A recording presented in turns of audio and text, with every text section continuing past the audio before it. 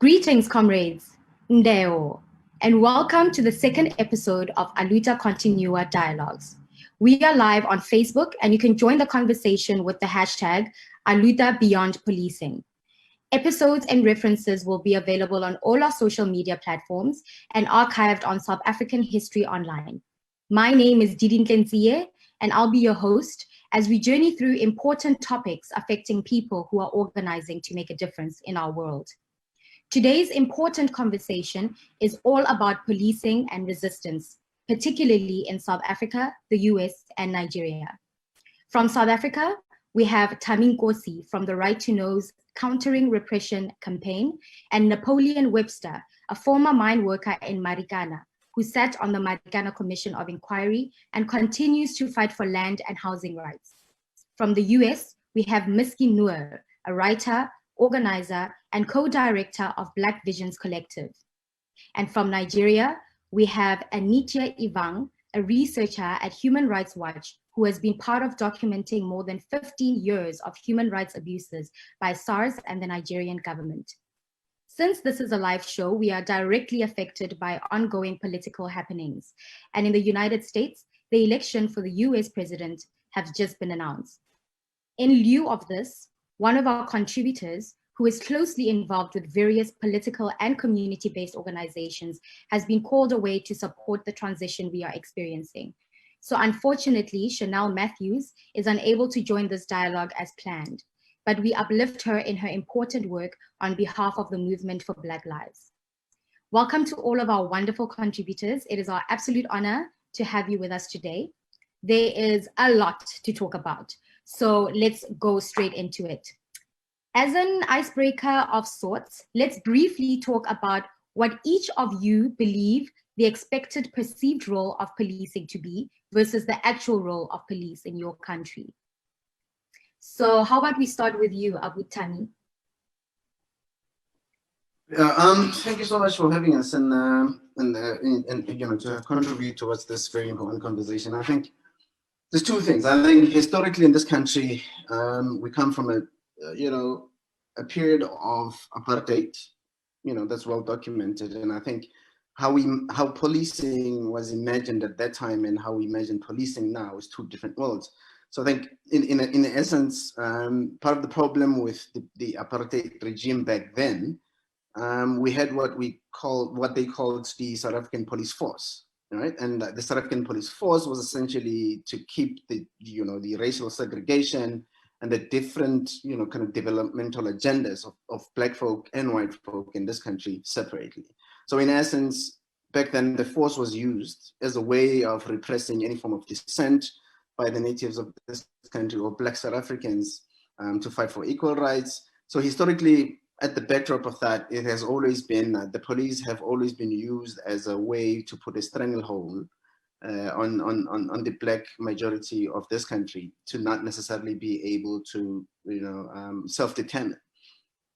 Forward to that post-apartheid, our understanding of policing is essentially a South African police service, even the transformative name that is called the South African police service, moving from the South African police force, is to essentially say that we are imagining a service that is human right focused, or that is that kind of centers itself around human rights and protecting human rights and ensuring that they provide a service of protection. So in essence, they serve and protect the general public of this country. And they would have a dialogue that would form part of mediation processes wherever there is conflict in society. So in essence, these are not people in uniform and guns who are going to come and impose their will or clamp down on any form of resilience for whatever reason. But we understand the police to be a part of society that is going to at least help us be able to navigate the different regulations and rules that we have in our society. But in conversation with the citizens, in conversations with, the people that are living in this country. So this is a service that is intended to respect people's rights, to uphold people's rights, and ultimately is going to be in a way that is collectively working with the society to be able to reach, at least some of the democratic aspirations that we have. I mean, I think everybody would understand that or at least in my view, that a constitution is not necessarily a destination that you get to. You don't celebrate when you have a constitution, but you see that as a vehicle to get into a more ideal world. So essentially, these are officers who are there with the society, with us, working together to try and achieve these ideals in conversation, collectively. And so we don't see them as people who are there to enforce the law, but it's people who are there to ensure that we have a collective way in which we function as a society to try and reach out to our democratic ideals. So that's the understanding, at least from my point of view, with regards to what the police are and what they seek, what at least we assume them to at least seek to do in our society, but not necessarily people who are there to kind of impose their will or enforce certain rules, according to the way they interpret them. Anietie, do you have some thoughts on this?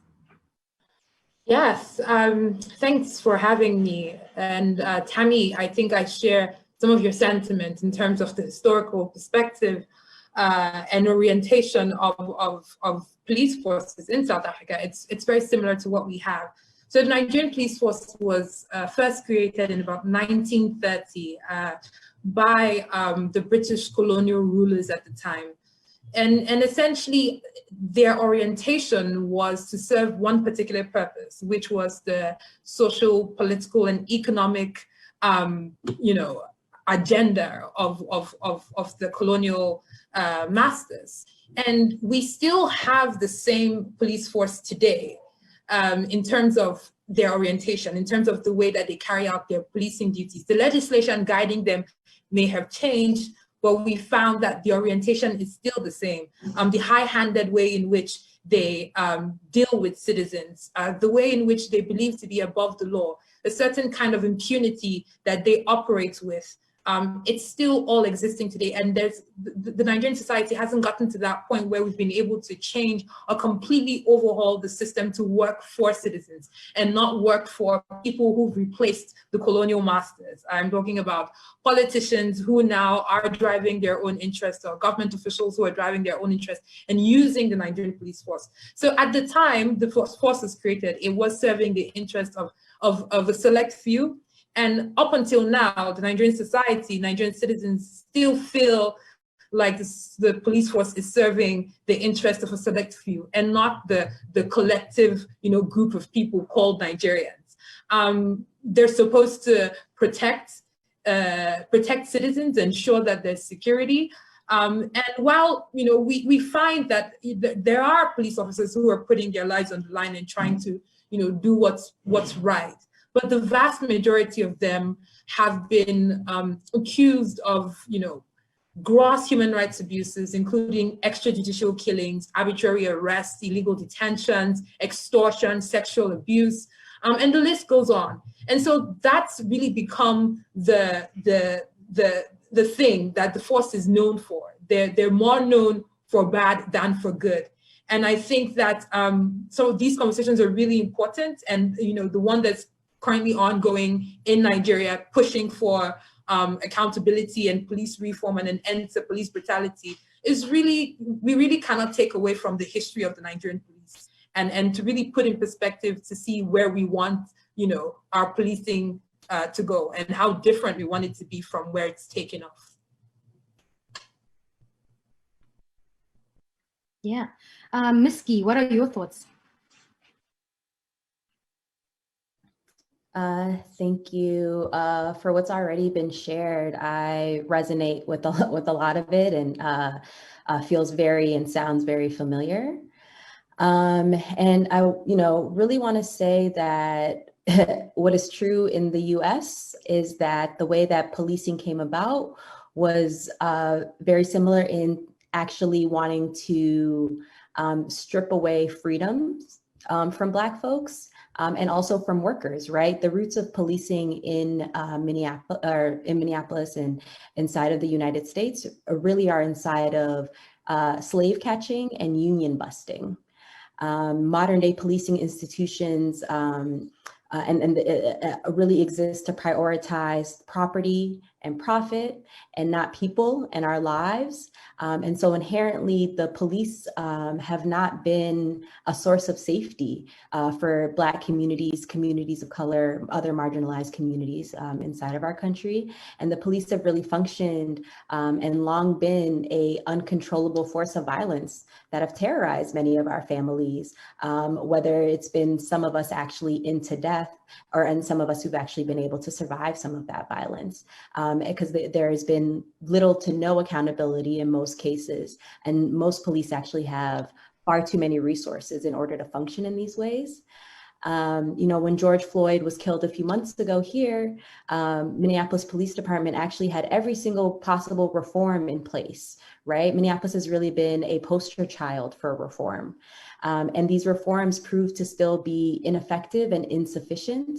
And so I think that's why folks in my city and in this country who have a radical vision of safety have really been fighting to reduce police violence by reducing the size and the scope and the role of police departments that they actually play inside of our lives. Because what we have really seen is that, justice has not been able to come from systems that are actually created to hunt and to maim and to kill Black people. And so that is why we've been trying to fight for justice for folks in a way that actually will bring upon more of a complete transformation about how we actually resource our communities and invest in our collective well-being. And really, if reforms were going to work by now, if the police could be a force of good for our people, I think that's something we would have seen by now. In Minneapolis, the police department has existed for 153 years, people safe for that long, for generations. And so it's time, for some radical transformation and to really address systemic issues at the root, racial capitalism and white supremacy, and actually bring systems forward that will actually protect all of our people. Wow, very well said. I would like to introduce Afope into the conversation. Afope is a Nigerian artist and activist organizing for EndSARS from Berlin. Welcome to the conversation, Afope. We're so glad that you could join us. Just to keep you up to speed, we are currently discussing what each of us believe the expected or perceived role of policing to be, is the actual role of police in your country. So while you collect your thoughts, I'd love to hear from Napoleon what your thoughts are on this question. Thank you very much. My thoughts into the issue of the police is that the police do not entirely represent the role that they're supposed to play. That is to protect the community or the public. The role of the police, after what I have experienced as an activist, as a father, as a family man, as a brother, as a comrade, as a so many roles in my society, in my community, I have experienced that the police are actually our enemy. The police are protecting the interest of our political leaders, who are the security guards of the very same system our forefathers died fighting against. It is so painful that we see a lot of people making noise about Black Lives Matter in America, complaining about American police. If you look at the percentage of Black people in America, you'll understand that Black people in America are a minority. In South Africa, where we are majority, our own leaders are actually using the police to use against the communities. They're using the police to destabilize the communities, to frustrate us, to kill us. I was shot twice by the police, and it was very painful for me to be told by my fellow Black brother, who is a police officer, telling me that we wanted to blow your brains out. Who the hell do you think you are? So, I mean, it is very painful that we sit here today and talk about the police. The police are just part of the agenda that has always been against Black people everywhere in the world. Even where we are the majority, the police are still against us, killing us, frustrating us. And we need to be honest. We need to be honest. Our leaders, our presidents, that is my president in South Africa, Cyril Ramaphosa, he is a puppet. He is a puppet. He's a security guard of the very same mining companies which are looting our minerals. Anywhere in Africa, even in Nigeria, anywhere you find Black leaders being security guards. It is painful that we are sitting here and discussing, especially us as Black people. It is painful that we sit here not even save ourselves from our fellow Black brothers. I don't know what needs to be done after having experienced what I experienced. I feel very confused, and I often ask myself, what happened to our fellow Black people who are in leadership position? Who is voting them? Who is giving them power? Who is giving them power? It is painful that the very same people who are dishing out T-shirts during elections are oppressing us, using the police to brutalize us, to kill us. And the police, they see themselves as a law unto themselves. It's painful, but let us discuss. Maybe we'll find solution. Thank you very much. Thank you so much, Napoleon. I can even hear from your voice as you're speaking that this is still very alive in you. And I'd love to really hear more about your personal experiences at the hands of police. But before we get into that, I'd love to hear, Afope, your perspective on, the perceived role of police versus the actual role. And then, Napoleon, we'd love to come back to you to hear more of your personal experiences. Thank you very much. Thank you very much. Sorry I was late. It's nice to be here. I think that the police is not doing what they're supposed to do, or actually they're doing exactly what they're supposed to do.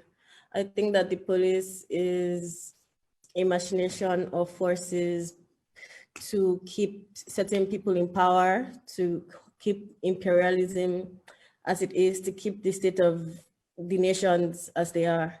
And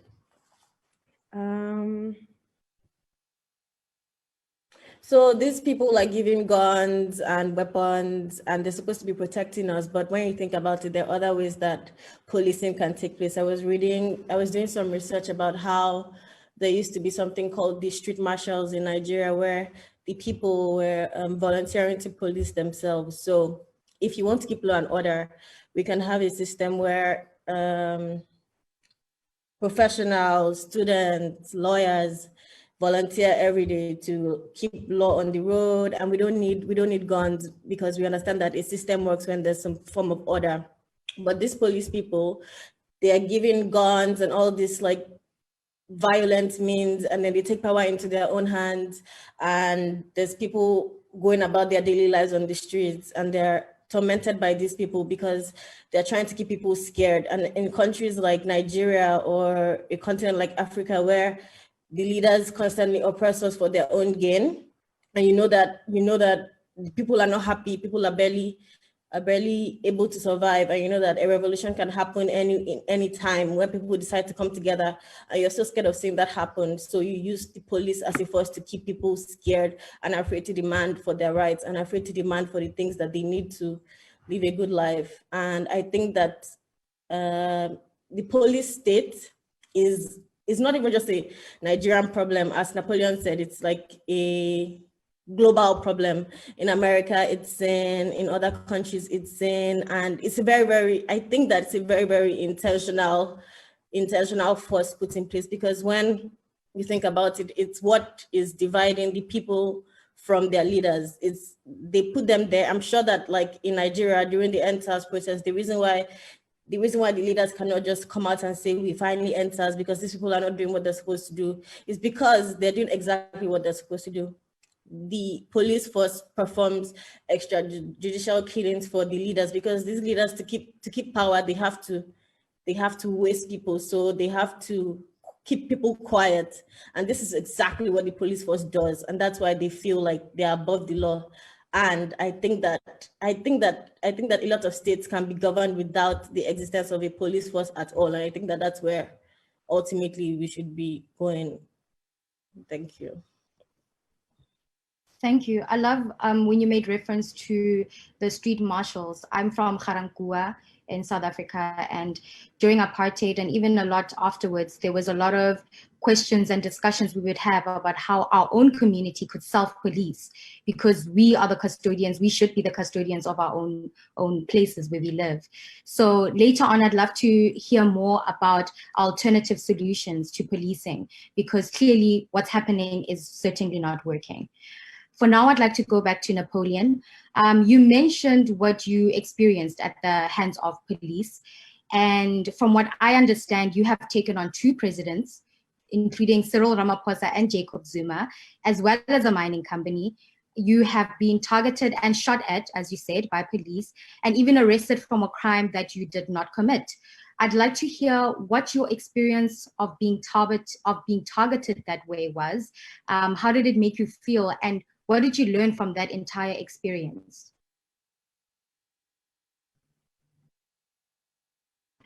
Sorry, I have accepted that I'm nothing after experiencing the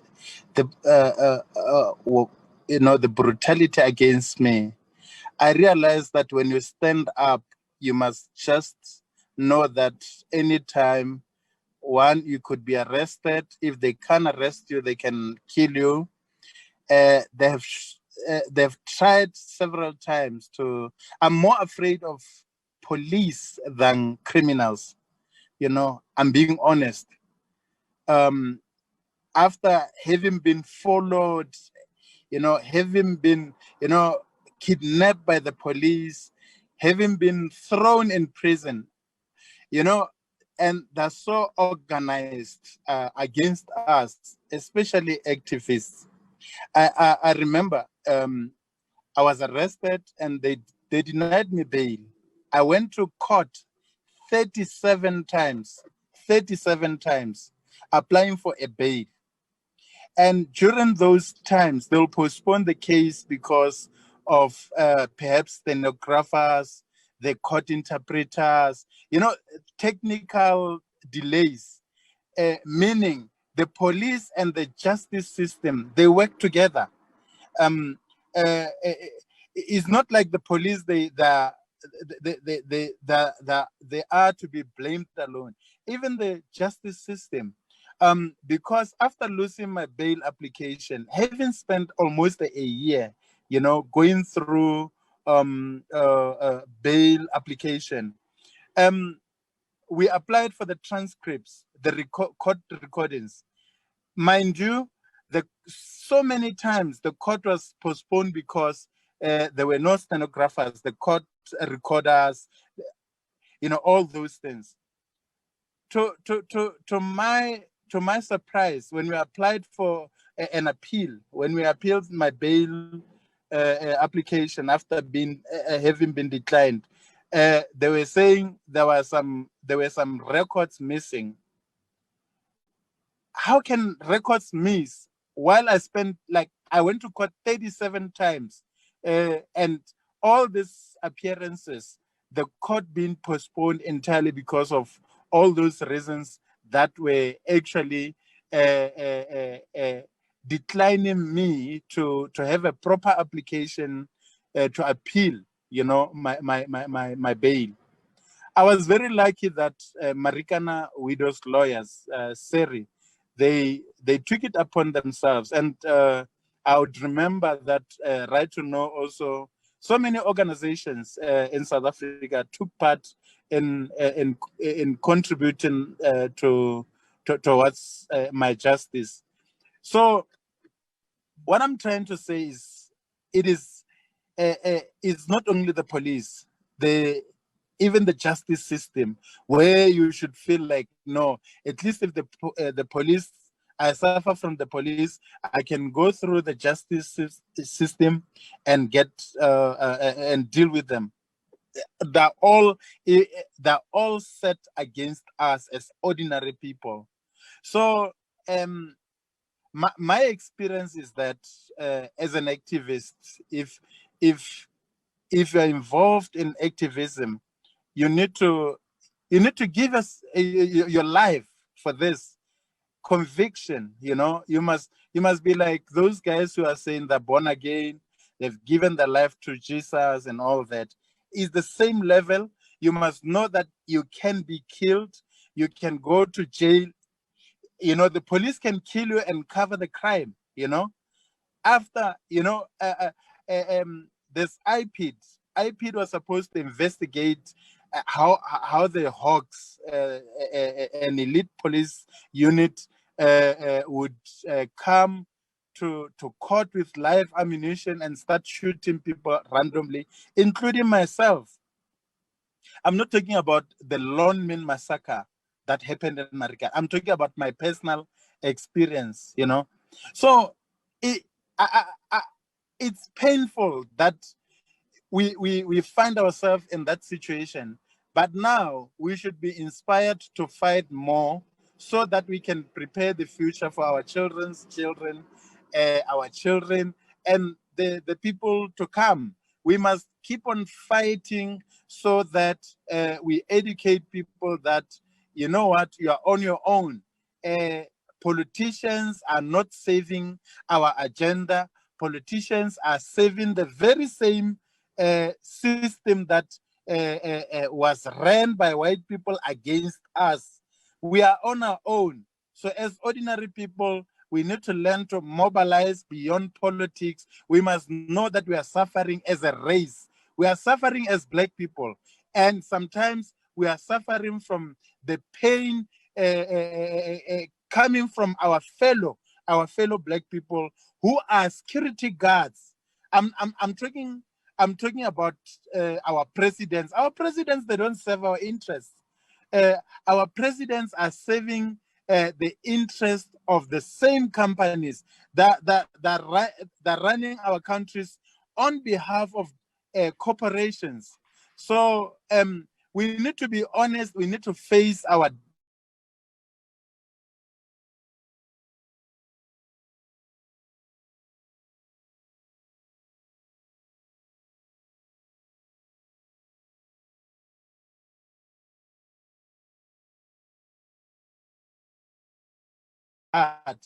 They I just agree want with to you. go. I feel like this idea of politicians not having our best interests at heart is the very reason why a lot of us come to this work with all of ourselves, because we recognize that the government is never going to do that job the same way that we feel that it needs to be done.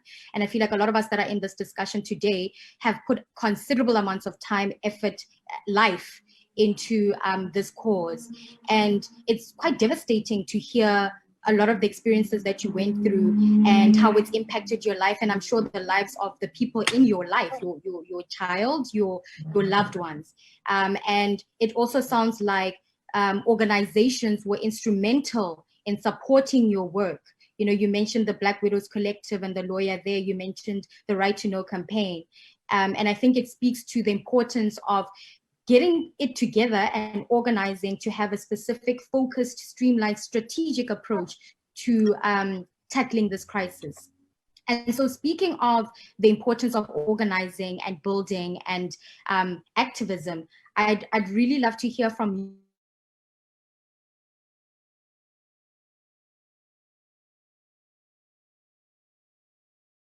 Collective within the larger movement for Black lives. it's clear to me that there is a disproportionate attention or brutalization and criminalization that's placed on Black bodies. And I'm curious to understand what narratives in the media currently exist about our bodies, about Black bodies, and what impact do these narratives have on the community? Thank you for that question, Love. And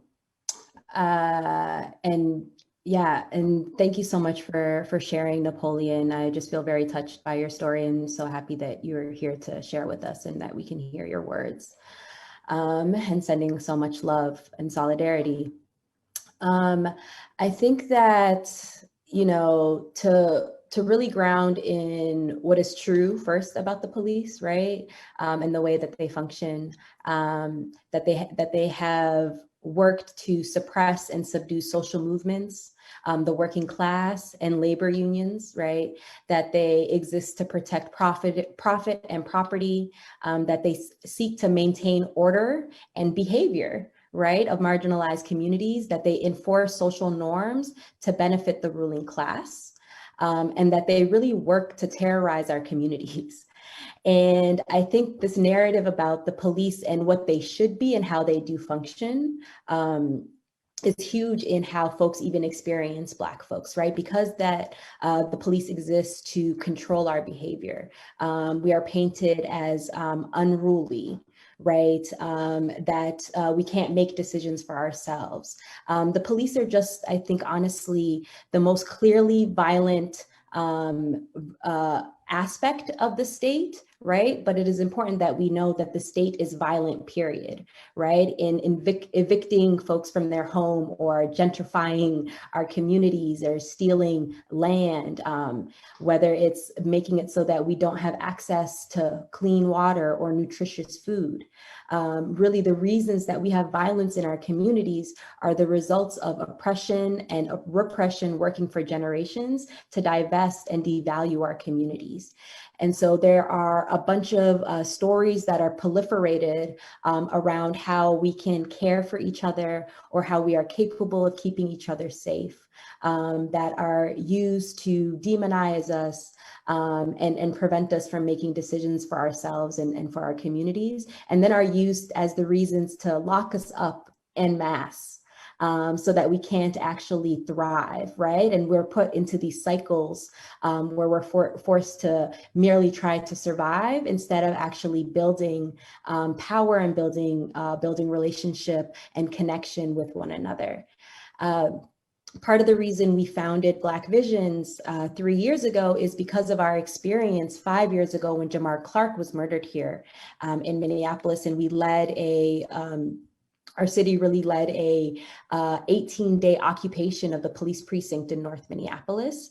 And what I saw there was the beauty of how actually our communities have everything we need and are far more better capable of actually taking care of one another, right? I saw our city come together and feed and clothe and house and provide heat and shelter to folks in ways that I haven't seen our government actually be capable of doing.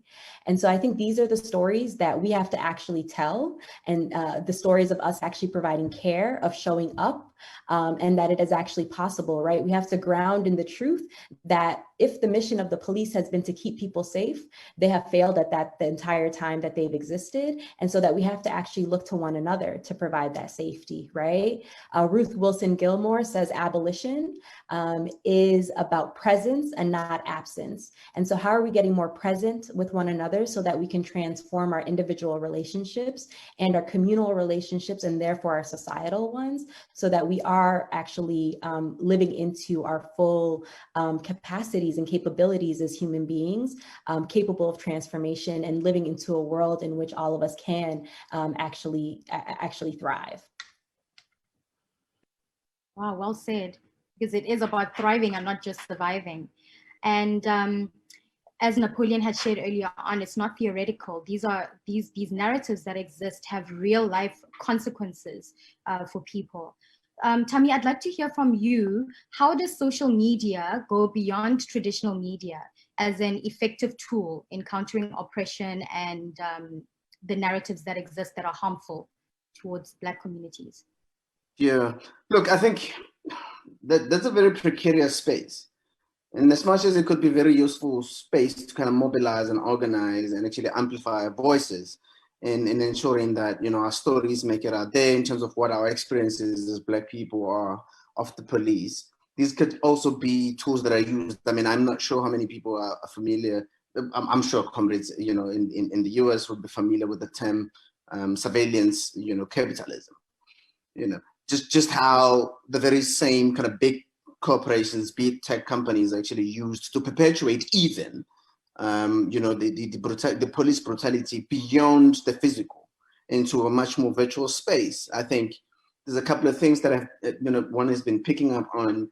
For example, down here in Cape Town, you have a couple of, you know, comrades of mine who have been leading the land struggle, you know, kind of leading the land occupation struggle in Cape Town. And one of the things that the police have been effectively able to do is to actively monitor their social media accounts, for example.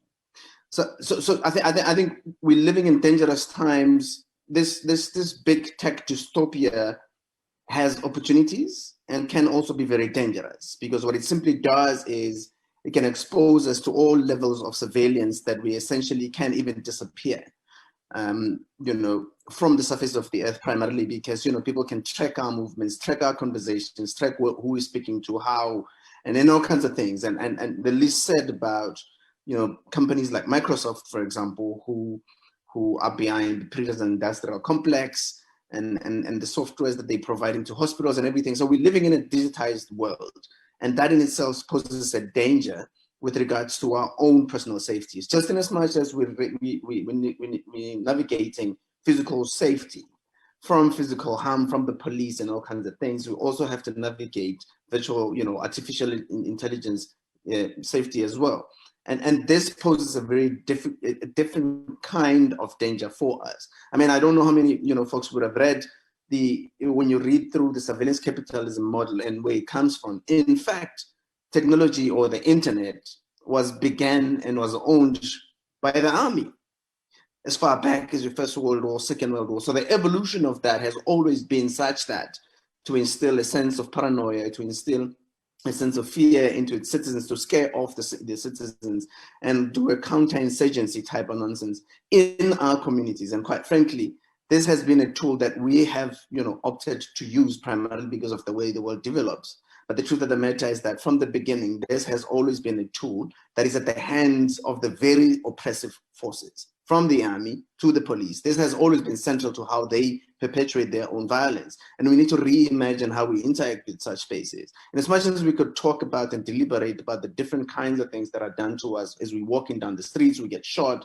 you know, and all kinds of things, we get tortured. But there's also a different kind of suffocation and torture that happens online that we need to be very careful about. Because I don't think it's a coincidence that if you're Napoleon, you're moving one point to the next, to the next, to the next. How is it that people, you know, the police are able to pick you up from one point to the other, to the other, to the other? That tells you that there's some level of intelligence that folks, you know, these police would have in terms of your movement and what is it that you do with whom and how and where. And I think we're confronted with the question of saying not only is police brutality as physical as we've seen it to be, but it's also virtual, it's also artificial intelligence, it's also internet-based and all kinds of things. And we need to think about what's the narrative that is there. In South Africa, there's this narration, you know, that is owned by the corporate controlled media, you know, always portraying activists and the poor and the workers in most cases as violent protesters, right? And we've swallowed that as if that's just the truth. So every time there's a media headline, it says, well, a violent protest erupted in the section of Soweto, for example. And whose narrative is that, right? And to whose benefit is that? And quite frankly, is to protect, you know, corporate tyranny, to protect the political elite, who by extension have the police to protect their very own interest. I think we can't run away from the fact that the police are by an extension a repressive part of the state.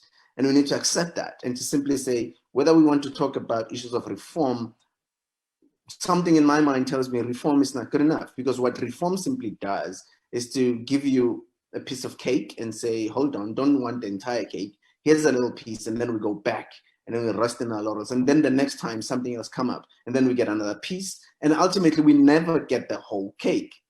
Now, the question is, how do we reimagine policing? How do we then, we need to dismantle the culture of policing, because it has in it a wired culture of violence, as we've seen in South Africa.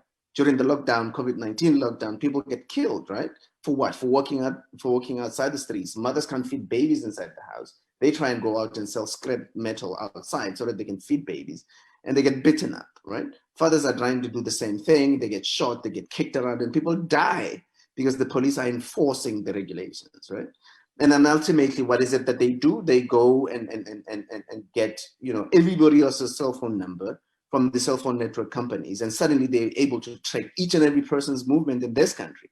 So in fact, we're living in very dangerous times, and the more we push back, the more sophisticated the oppression becomes.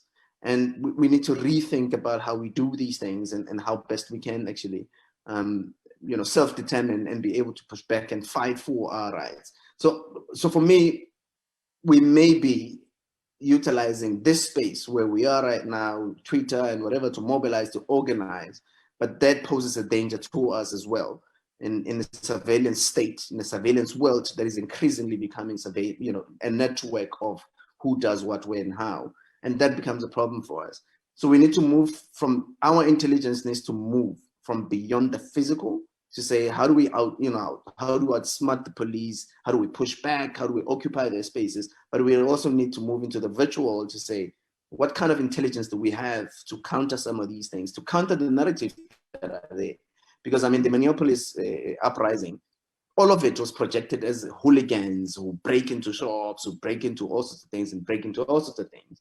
What gets missing there is that these are Black bodies that are violently oppressed on a daily basis. You think about the story of Baltimore, for example. Every now and then a young person gets killed in Baltimore, but ultimately it's the forbidden area. You know, this is a drug-infested area.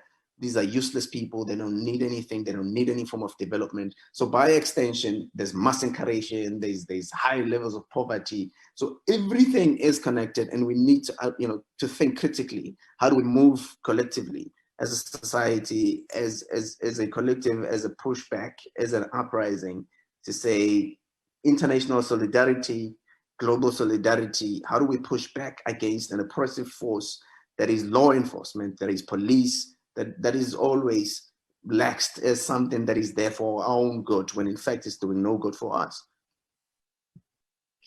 Wow, Tammy, thank you so much.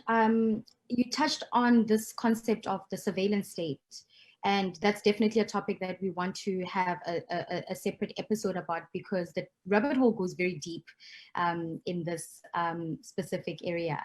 And like you mentioned about social media and its ability to kind of almost support, this work of surveilling us. It's almost like we're giving up this information. It seems like a double-edged sword, though, because EndSARS, Black Lives Matter, a lot of these movements have widespread support because of social media. And so maybe I'd like to hear from Anietie, Afope, and Masscre in your experiences with EndSARS and maybe a little bit with Black Lives Matter. What was the role of social media, and what were some of the risks and rewards of the use of social media? Because I don't believe that people would know about EndSARS the same way that they do now, had it not been for social media. I think the George Floyd moment, although we had a lot of George Floyds before that, could not have happened without social media. No, absolutely. I agree with you.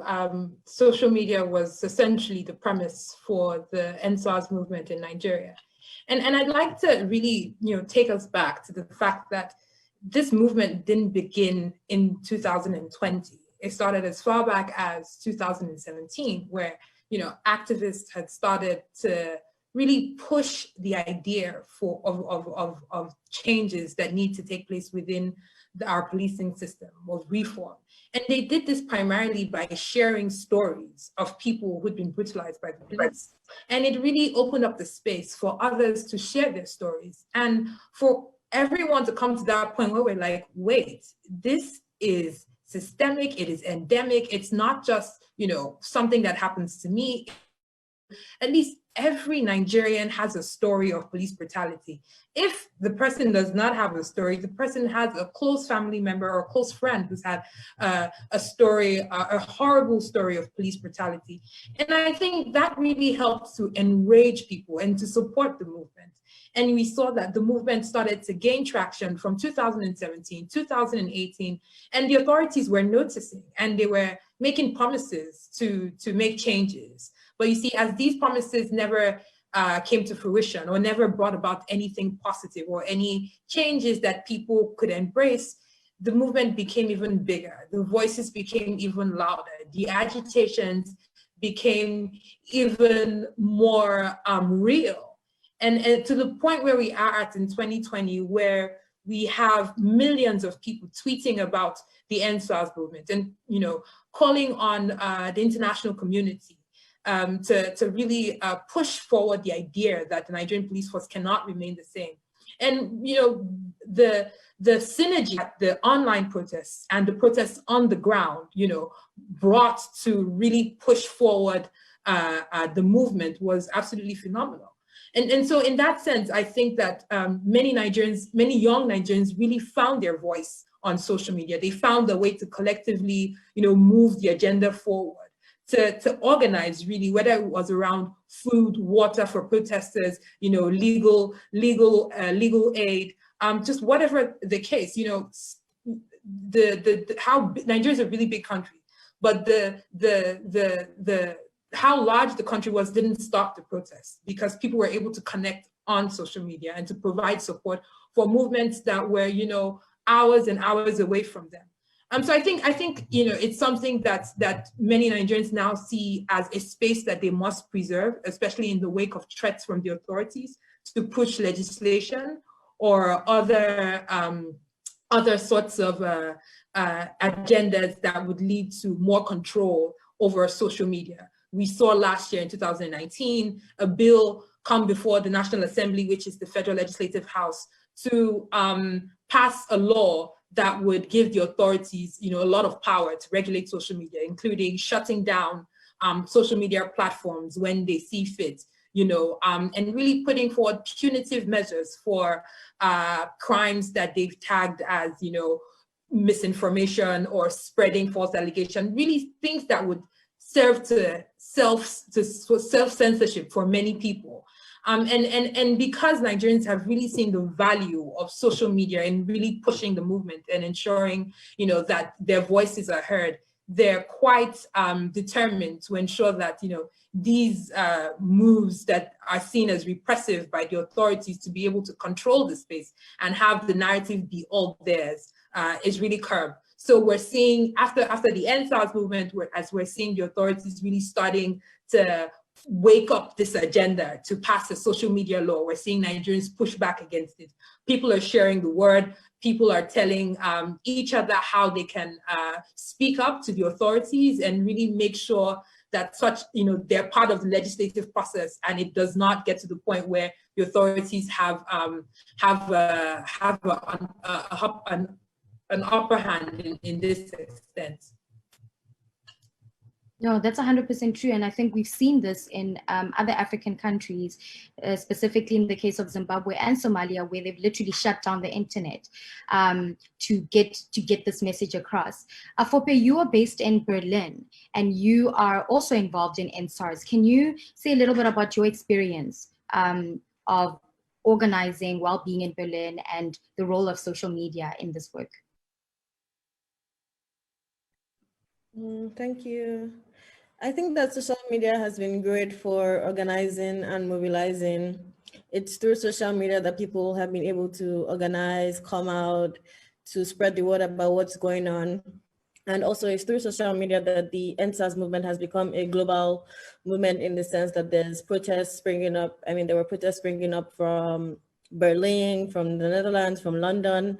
I think that social media has been very, very instrumental to what's been happening, because I got wave of what was happening when I started to see posts, and before my own initial local network were talking about it. I'd already seen like people speaking about it. I saw the hashtag and I was wondering why why my timeline was still quiet, why nobody was saying anything yet. And I started to say that, why is nobody saying anything yet? Why does my timeline look like nothing is happening when there's people in parts of the country that are saying the police is killing us, SARS is terrible? And I started to amplify their voices and tweet, and then somehow with time, I think that with the oppression of Nigerians as it is now, with COVID, and the leaders keep bringing more laws that oppress people were fed up altogether.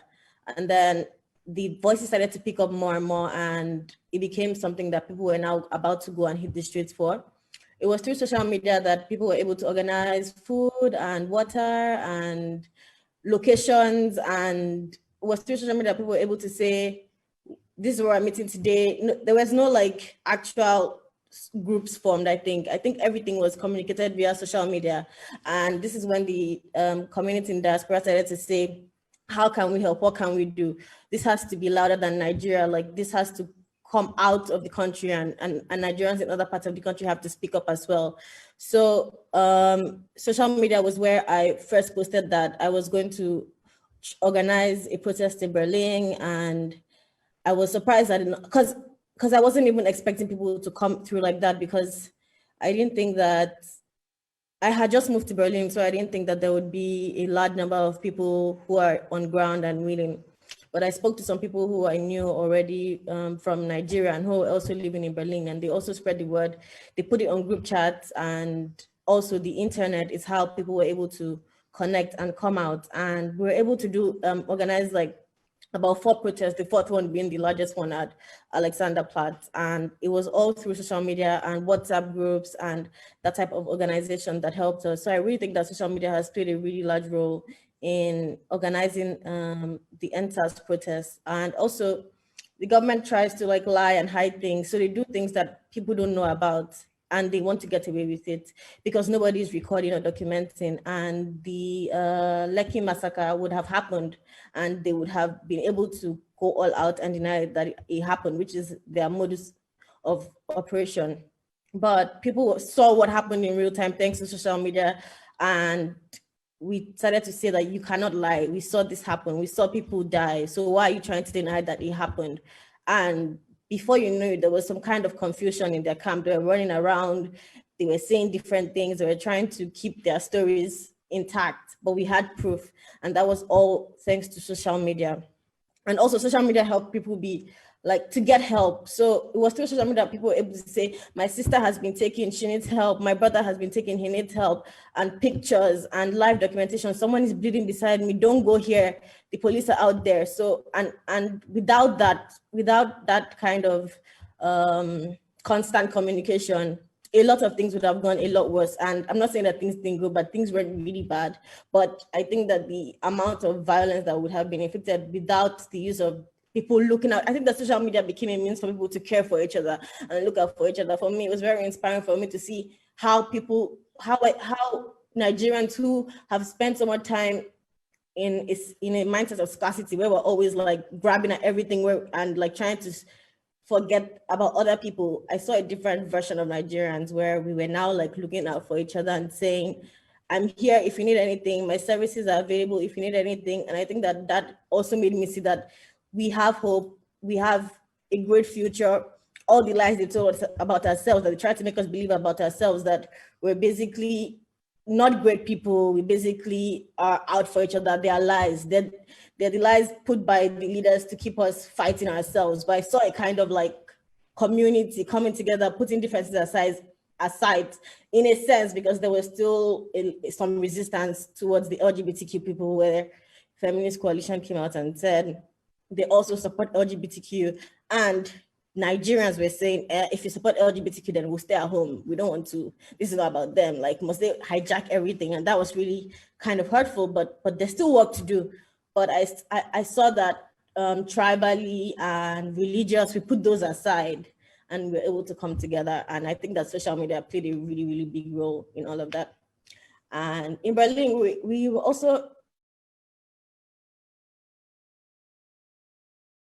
a WhatsApp group chat, because I thought that I thought that the idea of a decentralized protest where the word travels by word of mouth and by tweets and by Facebook posts, where there's not a group of people sitting together saying this is what we're going to do, or this is not what we're going to do. But I think that was very idealistic in a sense, because it was until we made that WhatsApp group chat that the Alexander Platt protest got really big. So I agree with what Tammy says about how we need to organize, because we can't just, and that's why we're thinking of how to sustain the protest. And it seems like we don't know what to do at this point, because the government has played its hand, and now we're like, whoa, we're lost. So the idea of organizing is really, really important. And that's a major lesson I learned here, that we have to come together and think of strategy, think of organization, and how to get these people out. Yeah, I think that's a very powerful physical showing of international solidarity. The fact that you were in Berlin and you were able to protest in Alexanderplatz, which is quite a big place that a lot of different protests take place in. I found it quite interesting, this idea of international solidarity and what that might look like in the future, and the importance of international solidarity. Anietie, could you maybe just a little bit speak about what that might look like for the African diaspora? What does international solidarity look like, and what are the different ways to show solidarity? Absolutely. No, I think that, just really the idea that the world is now a global village is one that really works in our favor. So where we see, protests, whether it's in the US or it's in Nigeria or it's in Cameroon or in South Africa, and we're able to draw inspiration from what our colleagues, our friends, our family members are doing out on the streets, I think it's something that many generations before couldn't do. To be able to connect these movements and to say the context might be different, but the oppression is the same. The experiences of just being less than you are as a human being, it's the same, and it's something that has to change. So I think that what we saw with the EndSARS movement, others tweeting about it and really calling on the authorities to do better, was something that moved the needle forward. We may not have gotten where we wanted to be, but I do believe that the EndSARS movement has woken up, a generation of Nigerians and the authorities as well to understand that, things will not be the same. So for me, I really think it's that inspiration, it's that show of support, that show of solidarity that we see across the country. EndSARS was trending not only in Nigeria, but globally, because other people from around the world were putting their voices to the cause and really speaking truths to power. Now, the idea that Nigeria as a country stands alone and the authorities can do as they please in this world today is really not the case.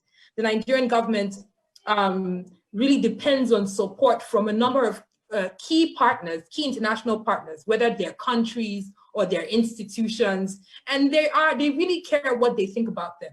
So it's no longer what only our citizens think about us, which quite frankly, they may not care about, but it is what the global community, what the international community thinks about us. And what are some of the actions that we might take on this side that might exclude us from some of the benefits of having these key relationships. And so when we see protests in Washington, D.C., for example, that are aimed at the US government saying, look, you support the Nigerian military, you support the Nigerian police force, and that makes you complicit in many of these abuses.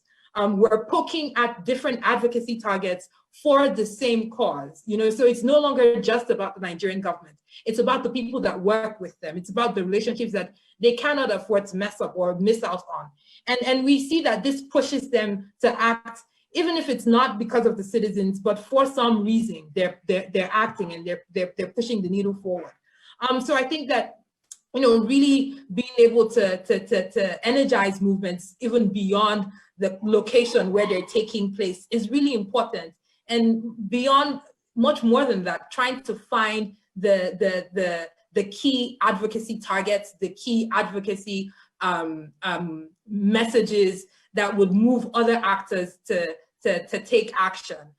So, you know, when we see these protests taking place in Berlin or in South Africa or in the US or even other African countries that have a duty to hold the Nigerian government accountable, whether it's through the African Union or the Economic Community of West African States or the UN and the various institutions within, you know, the international space. We are going to see action. We are going to see the needle move forward and really push away the idea that the Nigerian government or any other government can act unilaterally, can act against their citizens without any sort of repercussions. Yeah, I mean, I think that this idea that you brought up of people looking at the intersections of different institutions and how they all trickle down to supporting something like the Lekki massacre happening. You know, people saying, hey, the US government does fund this. I would like to hear from you, Masscre, what intersections in the work that we all do or that you all do should we be paying attention to? What alternatives to policing are possible when we employ an intersectional approach? Fope mentioned a little bit in the conversation of EndSARS that, you know, in Nigeria, there was a moment where somebody came with a pride flag and people were like, this is not about that. But somehow these things are interlinked. So how do you approach that in your work, and what are the alternative approaches to really bringing intersectionality into the core of the work and addressing these issues?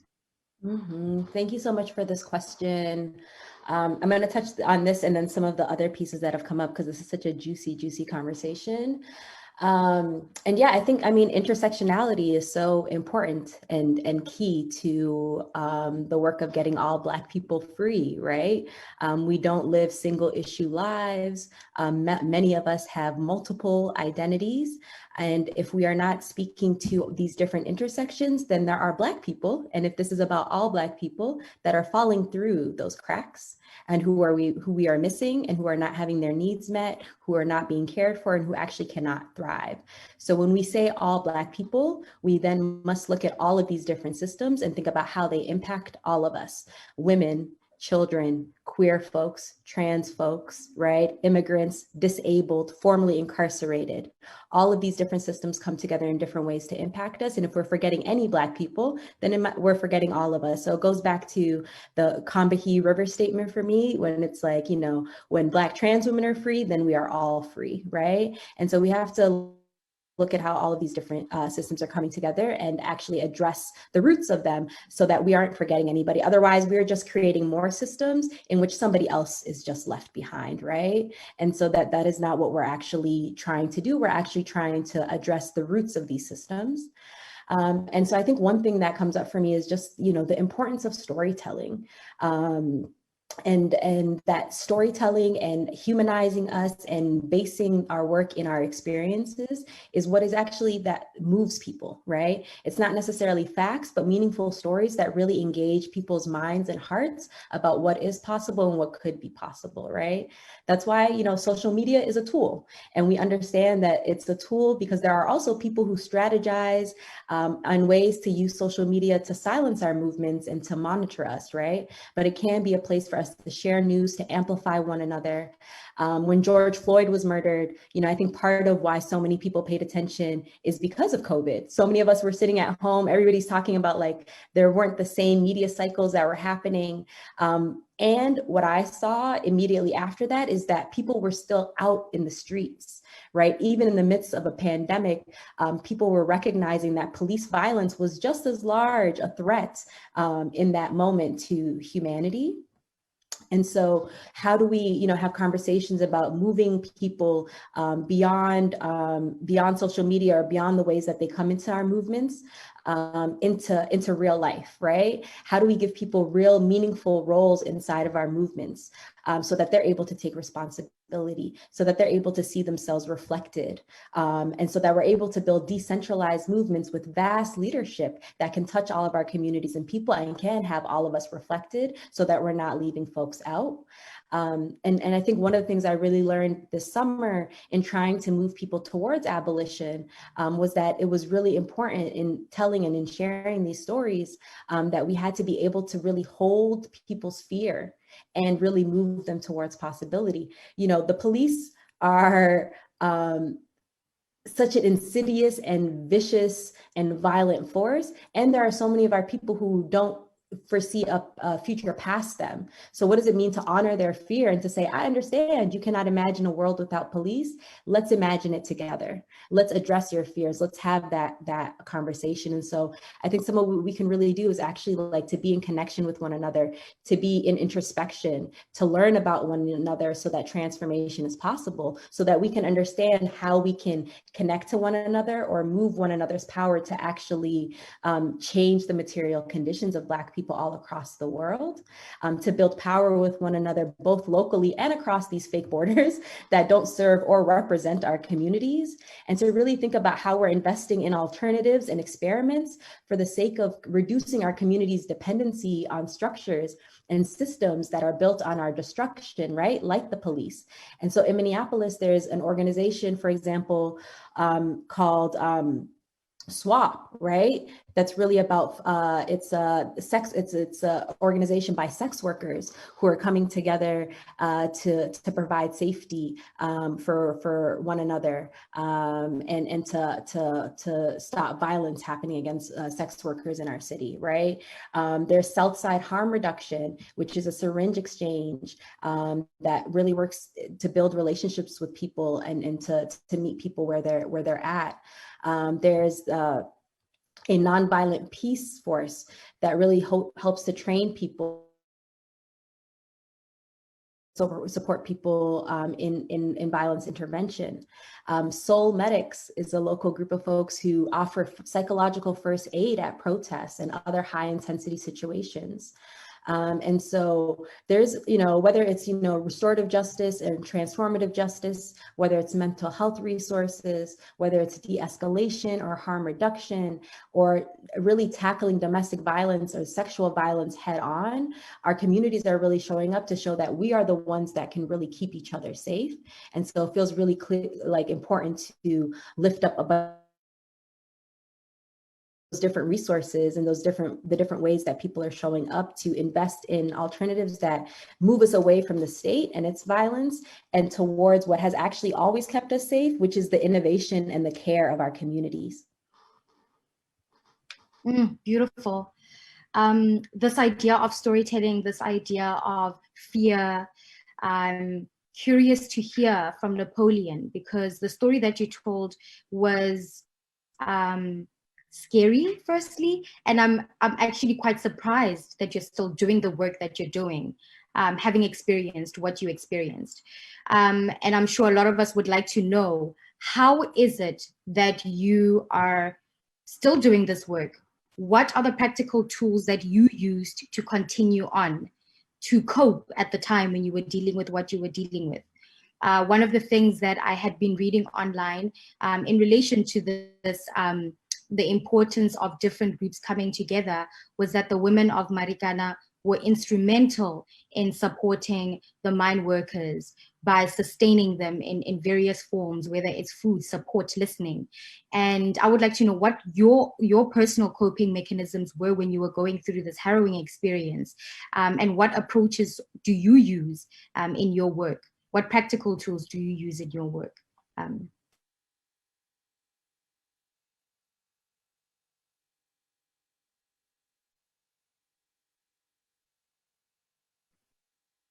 Napoleon, are you there? Sorry, I didn't unmute.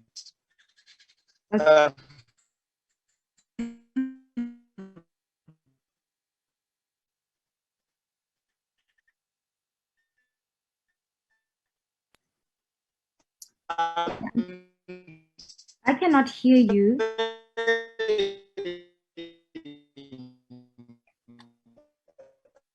Okay, I think that you are having a little bit of a technical issue because I cannot hear you. So maybe you could, yes. So I still cannot hear you. So maybe we can move on to Tammy, because I know that Tammy, you are working on, okay, now that was a little bit better. Can you try again?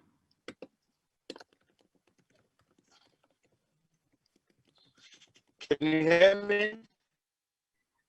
It's very delayed. So I think what we'll do is I'll ask Tammy a question. Maybe you can log out and then log back in and see if that makes it a little bit better. Is that going to work for you? Can you hear me? No, I think it's delayed. So I'm going to move on to Tammy for now, and then Napoleon, I'll come back to you.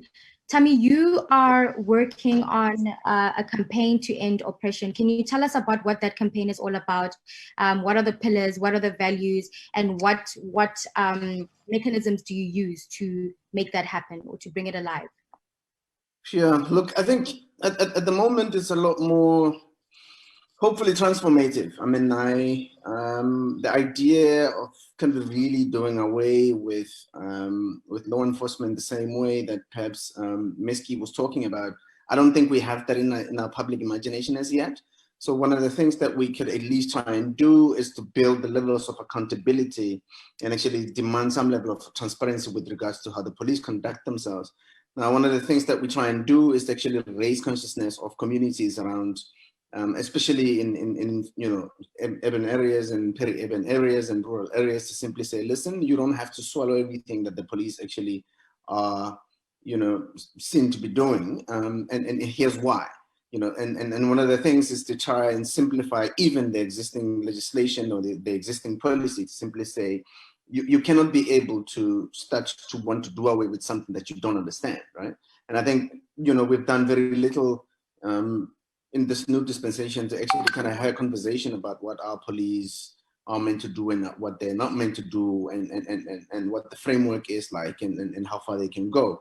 So part of what we try and do is to work with communities to say, listen, here are your rights, here's what the police can do, here's what the police can't do, and here's what their standing orders are saying, here's what perhaps the Act, South African Police Act, is meant to say. And this is how perhaps you can start beginning to demand that you be treated with dignity, be treated with respect. And then ultimately what we then do is to try and work with communities to simply say, report or police brutality or any form of repression that you may experience at the hands of law enforcement or the police.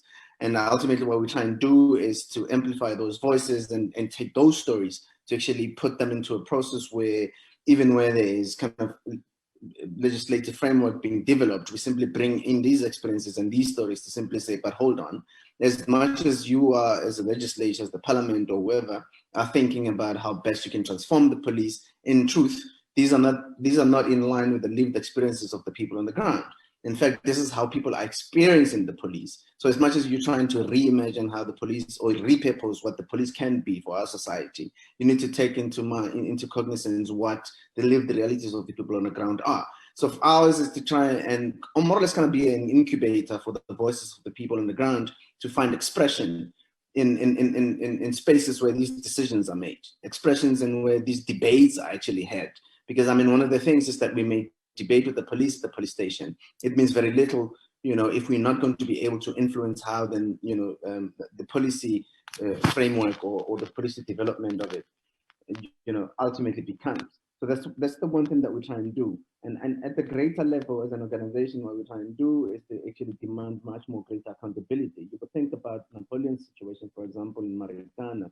One of the things that we did as a civil society, the organization, was to put pressure on the Farm Commission to say, you're going to have a space where you're going to interrogate the police conduct with the killing of the man. Hey, Tammy, sorry, just a quick note. You went a little bit softer. I don't know if there's something blocking your mic. I can still hear you, but it's a bit softer now. Can you hear me now? Yes. Okay. Yeah. Yes, So I was saying. that's better.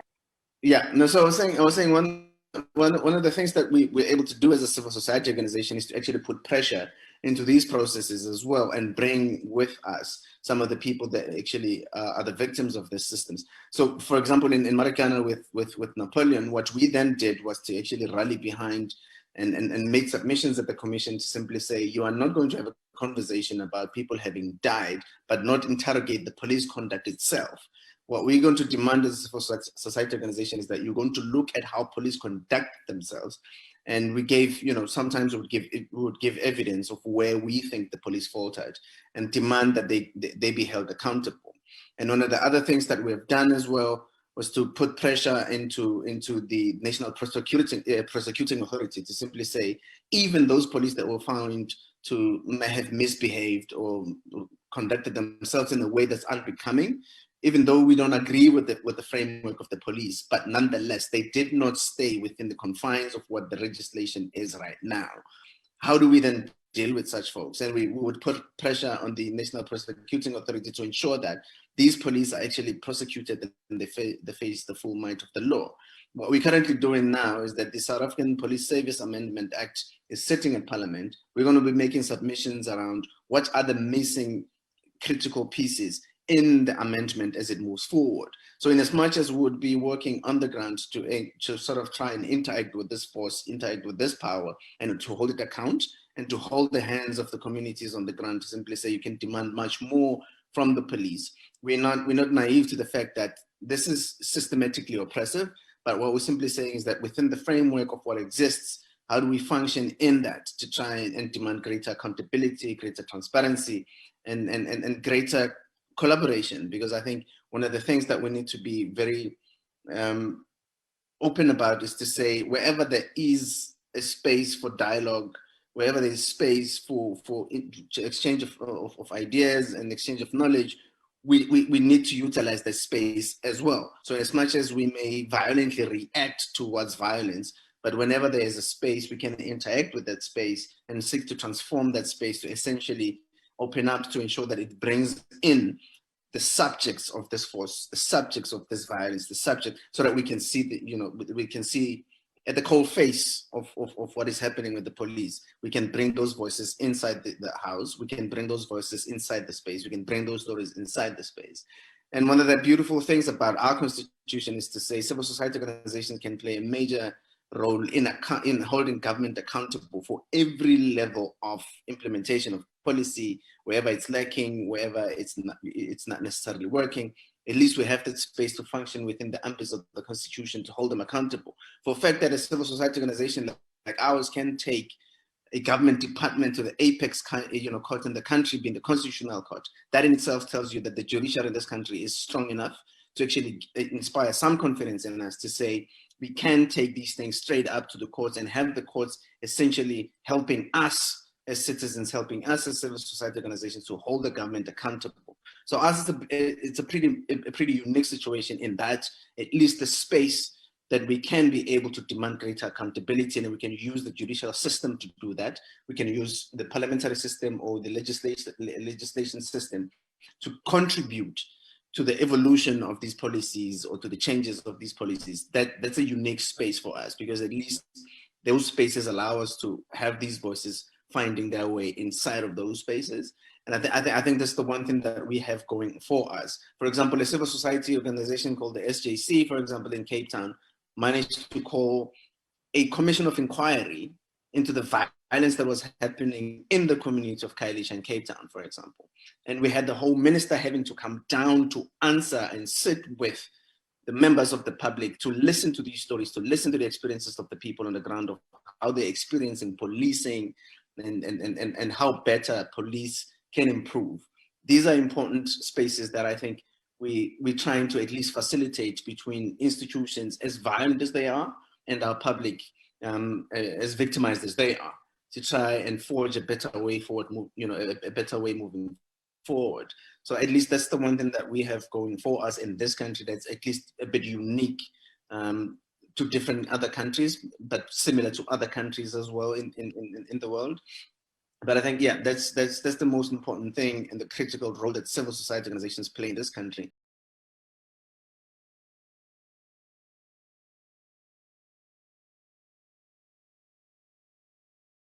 No, I really appreciate, you know, the work that you do and talking about this difference between what the Constitution says and how it's actually been actioned, how it's instilled in society. And I love this idea of repurposing what the police actually does.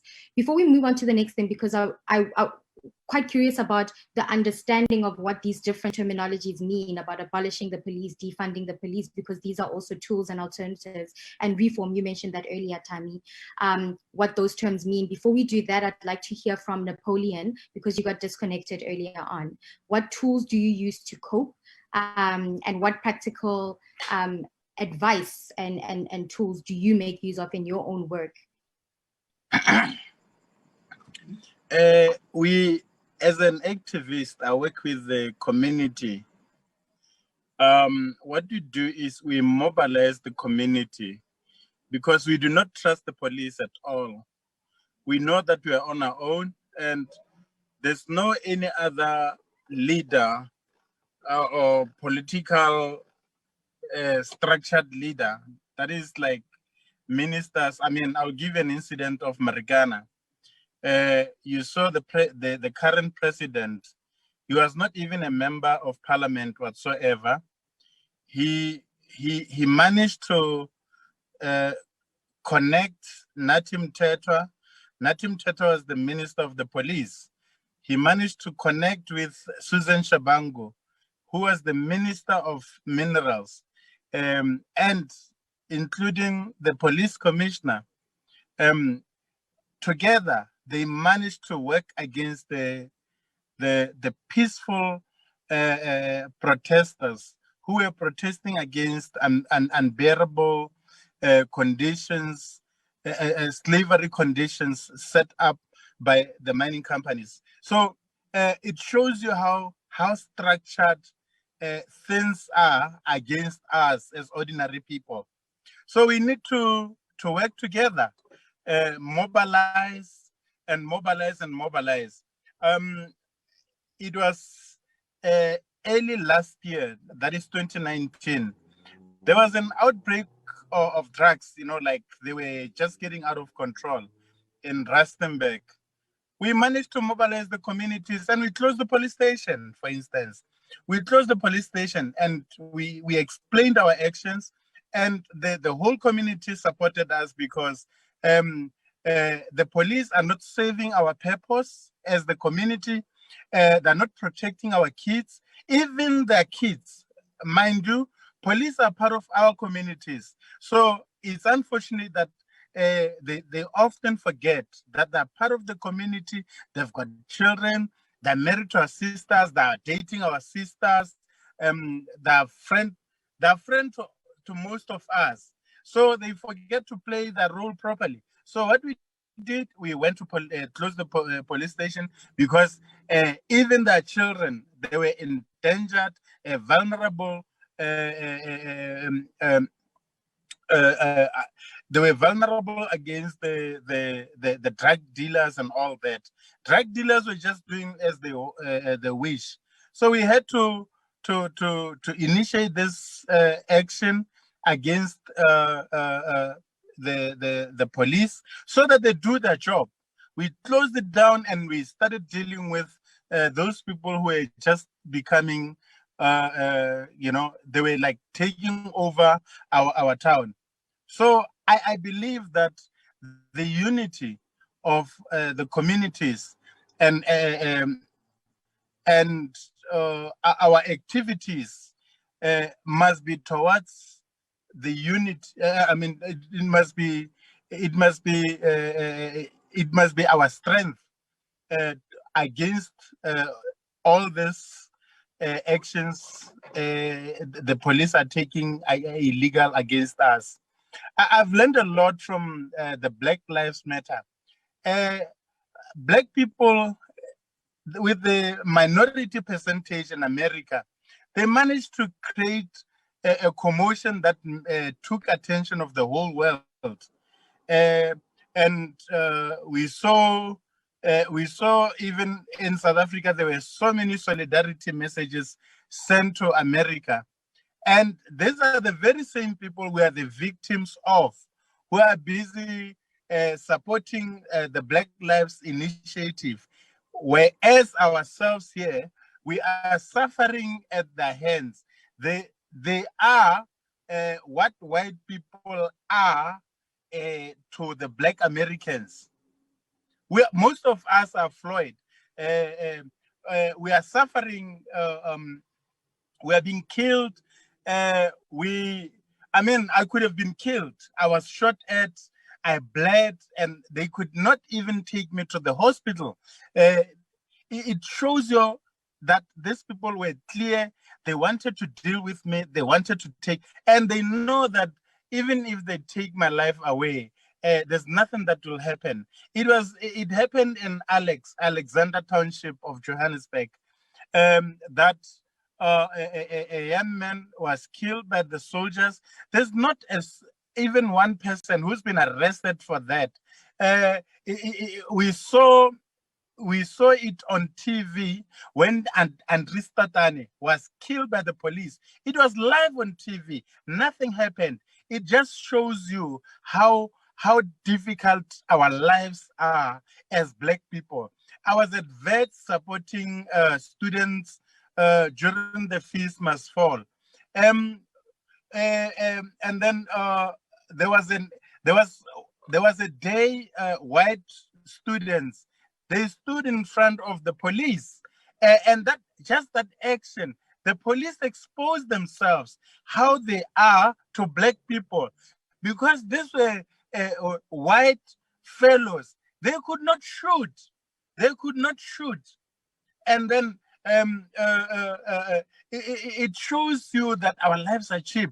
And there was an incident the same day. There was an incident whereby a white priest was shot at. We celebrated as Black people. We celebrated that a Black police officer shot a white priest. Can you imagine? It was a victory to us because it just showed. It showed that at least there's some Black fellow who is brave to fight against this structure, this structural racism against us. And he went beyond himself. He shot at what? Can you imagine how, something stupid like that we had to celebrate, So my input is that we need to be organized as communities. We chased the former president from Marikana. He was coming to give houses in my community. I mobilized the community, and together we managed to kick him out, and we allocated ourselves those houses because I was sick and tired of staying in a shack, and I currently stay in a house, a proper house. After chasing Jacob Zuma from those houses, because he was coming to put his comrades and all that. Those houses are meant to be community houses. So that is a success. Even to this date, we still stay in those houses. 4 years ago, we occupied the houses, and we are still staying there. And we're staying there, like we told ourselves that whatever happens, if they kill us in these houses. And you would remember, during my bail application, they said, I'm an agitator, I stay in a no-go area for the police. They were saying all these things because the police in Marikana are saving a political agenda. They're not saving community agenda. They're against us. So we don't see that, we see them as enemies. So instead of trying to fix the legislation, maybe it's better we work from our strength and we consolidate our strength like what Americans did, Black Americans there, with the little percentage they have.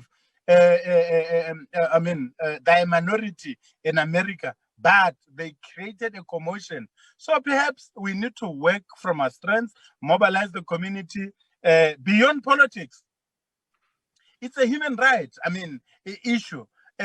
We cannot stand and celebrate human rights violations against us. At some stage, we need to offer our bodies as living sacrifices for these people to kill us. I mean, I'm not safe any day. Maybe it's better for me to walk daily, knowing that my life can be taken away. So why should I just relax, fold my hands like a newspaper waiting to be read? Let me confront. If they kill me, they kill me, you know? I think that is the attitude we should approach the police, is the attitude we should approach the security guards of the mining companies, mining corporations, which are looting our resources, which are exploiting us, giving us ridiculous salaries, very stupid salaries. No, that's correct. In breath about. Yeah. I wanted to mention this actually earlier. What you just mentioned now about how the mine companies, they have so much money, they're literally looting our resources, and they don't even have the decency to provide for the communities that they are looting in. I have family members in Marikana. I've been to Marikana many times, and I think what was one of the most shocking things, and I to this day still sit with this, is the impoverishment that exists in Marikana. The way people are living in Marikana right next to a mine. So yes. It's unreasonable, it's egregious, it needs addressing. And I have to say thank you again for sharing your story, because I think what you've been through is a perfect example of why it's so important to do this work. And I appreciate you reliving that terrible experience. But I wanted to say something. Before you do that, what I'm going to ask for is, because we're about to wrap up and Anietie needs to leave, we'll get your comments again, but I just want to get Anietie's comments because I think she needs to leave in like 2 minutes. So Anietie, if we can get like final comments from you, and then we'll come back to you, Napoleon, and get some final comments from everyone. Anietie, please go ahead. Okay. No, I think the word reform has come up a lot in this conversation, and how as society, you know, we need to really start to think about what we want, what purpose we want the police to serve, and how they can do that in the interest of citizens and not anything else. I think that is a really important conversation that we need to have, and to be able to have that conversation, we need to be able to empower citizens with the information. And like Tammy said about the work that he's been doing, it really is about going beyond, you know, social media, going to the grassroots, to really sending that message that the way in which we experience policing in our communities right now is not good. It shouldn't be the status quo. It is what we've come to know historically, but it doesn't mean that that is the experience that we should continue, you know, pushing as we move on into a future, especially one in which we're supposed to be running a democracy. In countries like Nigeria, where we transitioned from a brutal military regime to a democratic era in 1999, it's still a young democracy, but I think this is the time to start entrenching the idea of respect for human rights, of accountability, to put an end to the impunity and the brutality with which police officers and security forces more generally go about their work, and really pulling everyone into this conversation, whether it is, you know, lawyers who can go head on in terms of legislation, or community activists who can gather voices and really strengthen and empower voices from the grassroots, or it's people who are organizing to make sure that these voices are heard and coming up with different strategies to ensure that these voices are heard. I think that it is a collective effort. It is one that we cannot shy away from. And we must really start to think holistically about, if we want to see change now, it really has to start with, you know, this conversation. And platforms like this are really great for us to be able to share ideas from across the world, and really understand that it is not just a problem that we're facing in one country alone, but it's Black people dealing with brutality and oppression many, many miles apart. But together with our voices, standing solidly behind the idea of freedom, we can actually make things work for us.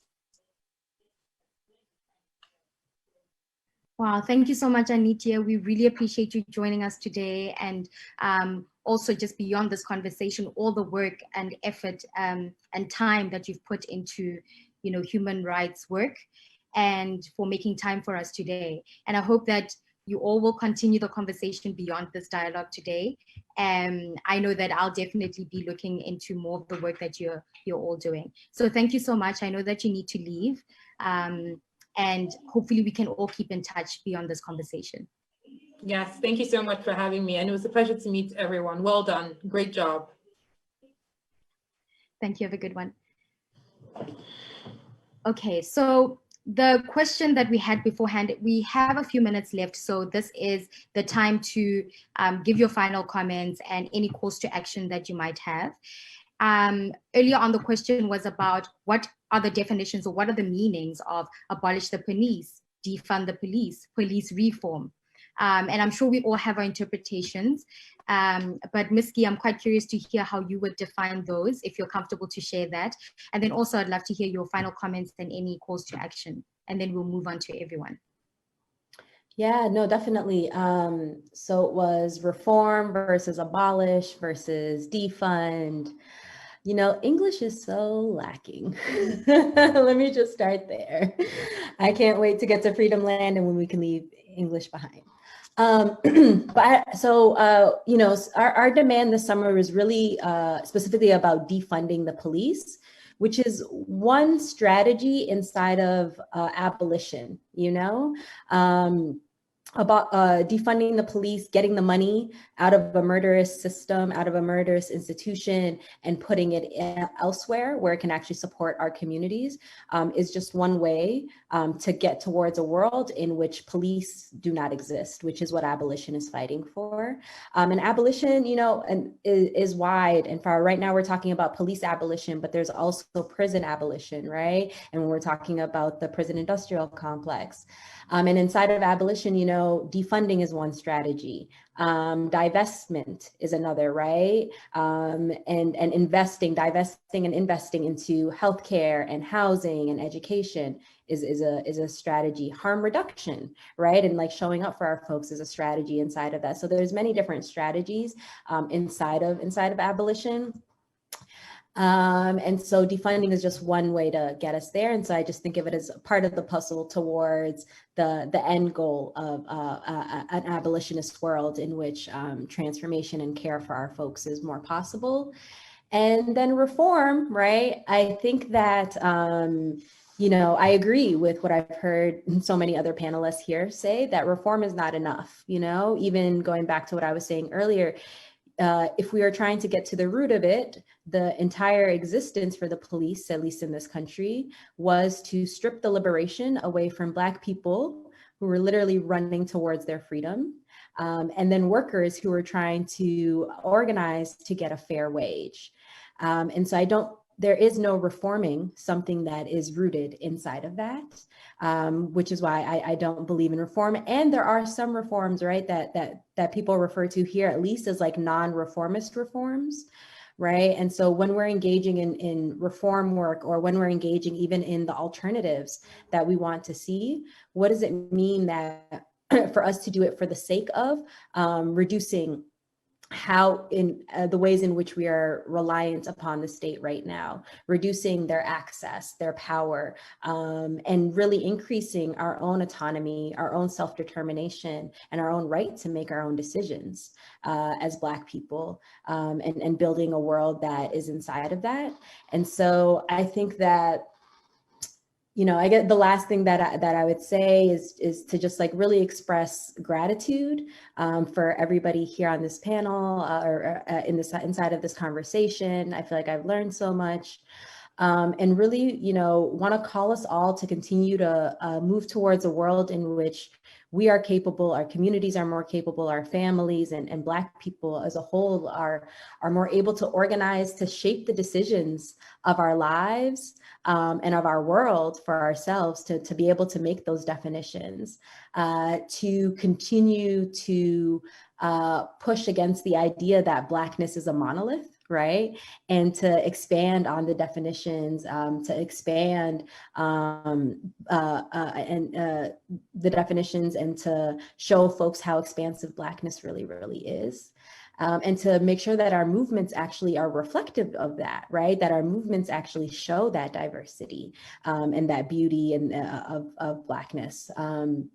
And that as a part of that work, that we have a commitment to stretching our organizing, to stretching ourselves to be that mirror, and to stretch ourselves to be as expansive as we know Blackness to be. And that in that vein, that we're able to really build solidarity that will actually be seen as robust across our movements and across our communities, in a way that allows us to build organizing ecosystems that are really about longevity, and that will see us through, right? You know, there are folks celebrating, as we should be, that Trump is out of office, is moving towards getting out of office here in this country, right? And it's just not about Trump. Our problems were here long before him, but he was just a very vicious manifestation of the systems and that we face, and is really responsible for so much violence over the last 4 years. But it's not just him, and we have so much more, and there's still such a long road to actually getting all of us free, so that we are not having the experiences as people that Napoleon has so beautifully shared with us, and that we are moving more and more into that possibility. Beautiful. Thank you so much, Masscre. Afope, are you happy to go next? Yeah, sure. I'm really happy to be here and to hear all these wonderful thoughts by all these wonderful thinkers. I think that for me, for final comments, we have to think of alternative ways of policing. Policing as we know it now should be abolished. I think that there are other ways that we can think of maintaining law and order. I think that we don't necessarily need to have weapons of mass destruction for a state to be kept in a semblance of order. And also for the movement, for all the movements happening across countries, I think that we have to think of how to organize more, and we have to think of what we're willing to sacrifice. I'm really inspired by what Napoleon said about, in the end, you have to decide if giving your life for the cause is worth it or not. Is the way we're living now with all this violence and watching people that we love suffer and our countrymen live in penury, is that a life that is really worth living? And these are questions that we have to ask ourselves. We have to make a choice. And what we're willing to give to continue the fight against oppression, because it's a long, very, very, very long road. And as scary as what Napoleon said about giving your life for the cause, it's very powerful, a very powerful thought. And that I think that we have to also start thinking of mass education, mass thoughts against how to alleviate poverty, because poverty is also a serious means that these people in power will hold against us and then call us violent when we decide to take what belongs to us. And we have to start thinking of how to vote, why vote counts, even other means of governance. Democracy is probably the best one we have now, but we have to think about how more voices can count. How do we use technology to create systems that actually work? And how the connections of all these movements that are happening, what's happening in South Africa, what's happening with Black Lives Matter, what's happening in Nigeria, how all of these things are the same thing, and we have to find means of all of these systems coming together to fight the oppression we're all currently facing in our various countries. Thank you. Wonderful, thank you so much. Napoleon and then Abu Tami.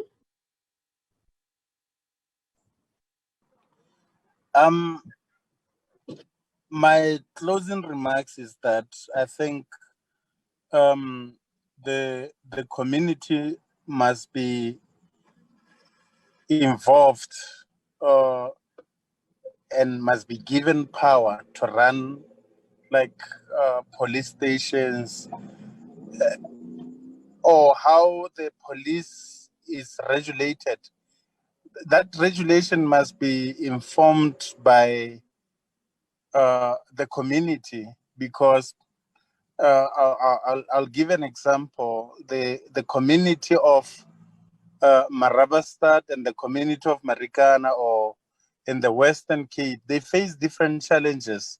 So my contribution is every community must be involved in how their police station is ran, and it's organized, and perhaps even the station commander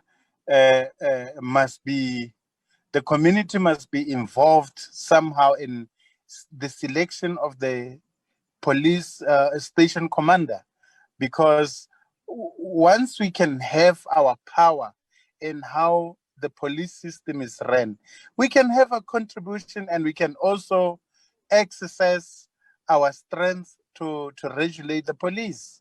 So as it is now, the politicians are having their way over our lives, and now the police are not transformed. They're still the same old police of apartheid, who were meant to destroy the black lives.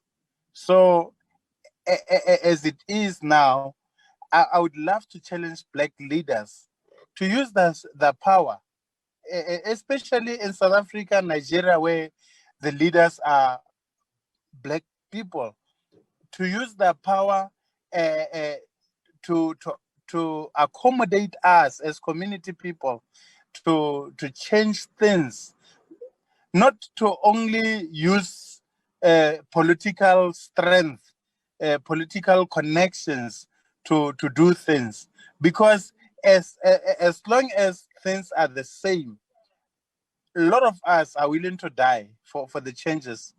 A lot of us will be inspired by other people who died before us, and we will submit our lives, as sacrifices for that change. And I'm hoping that this can be a lesson to them. We have lost so many lives already.